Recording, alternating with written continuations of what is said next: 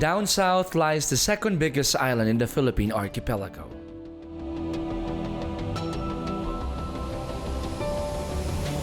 It is the home of some of the country's bravest heroes, whose legendary exploits have been retold time and again by their rich oral and cultural traditions.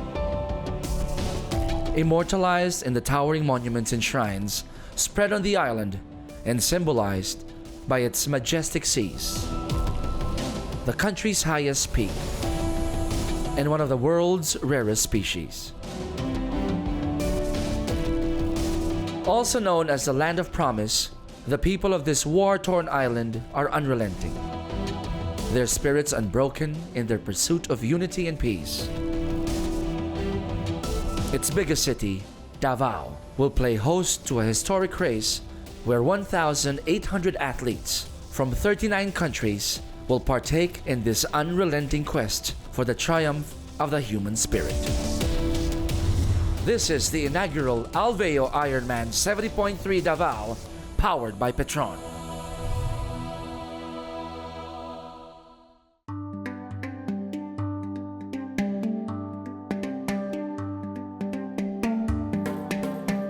Every 16th of March, the city celebrates Araw ng Davao.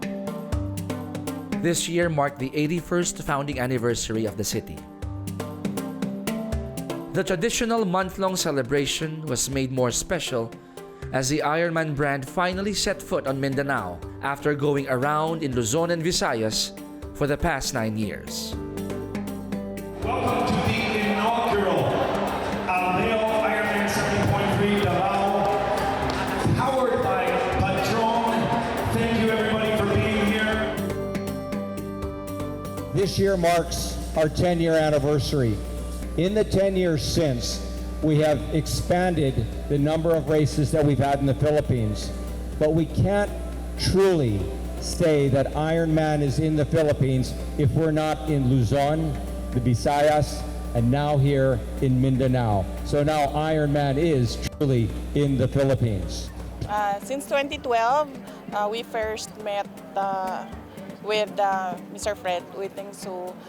And then for several years now, we have been trying to get Ironman to do their event here in Davao City. So finally, 2018, nandito na sila. There were apprehensions. There were doubts. It was a high-risk, high-reward proposition. But this is what makes Ironman so fascinating and special. It's a celebration more than just a competition. It's a source of inspiration for those people facing tremendous odds. The satisfaction at the end outweighs the risk that comes with it.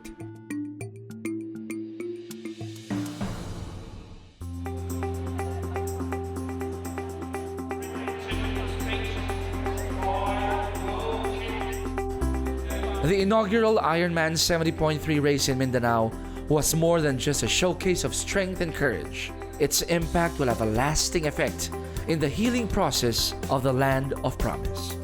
It's a very big event for Davao City and Mindanao as well because we all know the challenges and the issues of Mindanao here in the Philippines. But everybody is excited and everybody has been very supportive. We decided to have one of the events here in Davao because we would like to paint Davao as a destination na yun naman na magugustuhan ng mga tao because of course Davao and Mindanao is painted as a destination that nobody would want to see. So if we have events like this, people would come and see that it's really safe in Mindanao and there's so much to see in our place. Seems like it's a really beautiful location, a very, very historical location. I heard that your president's from here as well too, which is always exciting. But yeah, I mean, from all the photos that I've seen, it looks like an amazing place. So my first impression was like, it's very green and hilly, surrounded by like those nice mountains. It's nice and windy, the air's really fresh. I've loved trying out the chocolate and some of the cultural stuff. It's been really good. What I love about the Philippines is the commitment from the people.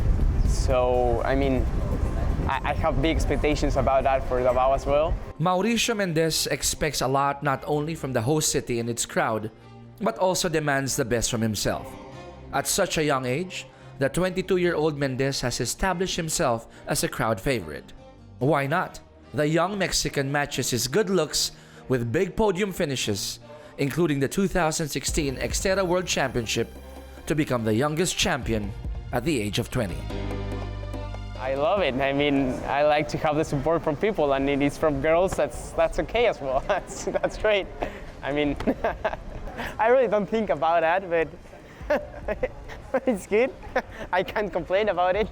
I mean, when I'm racing, I'm really not thinking about it. I'm really focused on my race.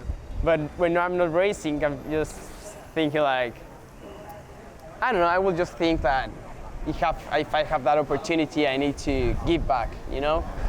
And of course, it's funny and it's a lot of, I don't know, it's just nice. But it's a big compromise as well, because they believe in you at some point, right? So.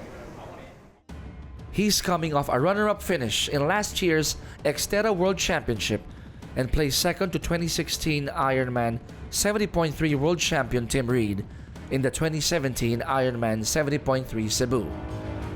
In the 70.3 World Championships, Mendez finished 1 minute and 12 seconds faster than Reed, giving him a shot of confidence heading into this race. Of course, I have a strong belief in myself, but you never know what's going to happen. You never know what, I mean, if it's a great day for me, it will be a great day for me. If it's not, it's not, and you just need to skip that page and go for the next one. And that's what all triathlon is all about, but it's going to be an interesting race. I mean, for all the people that's going to be watching, it's going to be a great showdown. After failing to defend his Ironman 70.3 World Championship crown, Reed took some time off from the sport to re-energize himself. I had a big off season, you know, I didn't race in January or February, which is unusual for me, and I'm really excited to get back out there, motivated, quite fit for this time of year, and yeah, I mean, I'm just really excited to race, and more than the win, I just want to really just do my absolute best and see how I stack up against the other guys.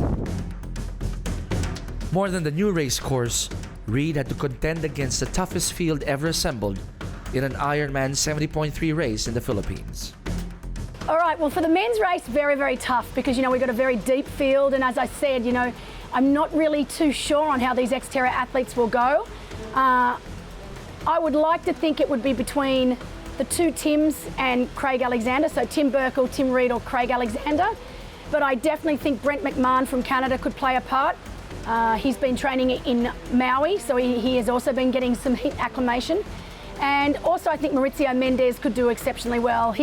Even though he's an Xterra athlete, he's young and he's fast, and he's proven himself over this distance before. In the women's side, the biggest story is the much anticipated return of Radka Kalefeld. The former Olympian will be racing for the first time since giving birth to her first child. I've been out for 9 months. Yeah.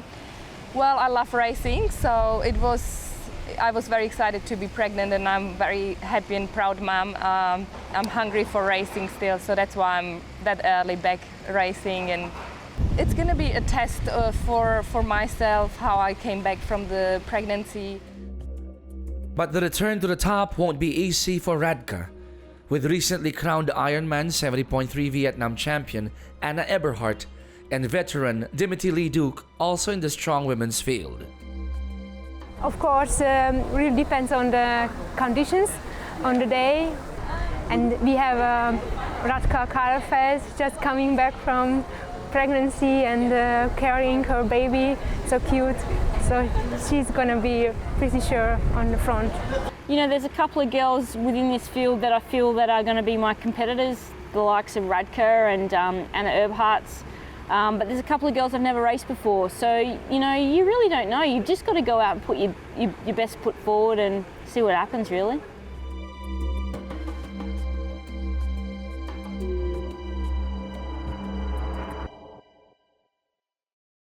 We would like to thank our marketing sponsors: Alaska, Alcoplus, Apo Agua, Boysen, Cetaphil, Daylong, Davis, Devant, Fern C, Penong's Barbecue Seafood and Grill, Regent Foods, Sanicare, Stork, Tadeco, Timex,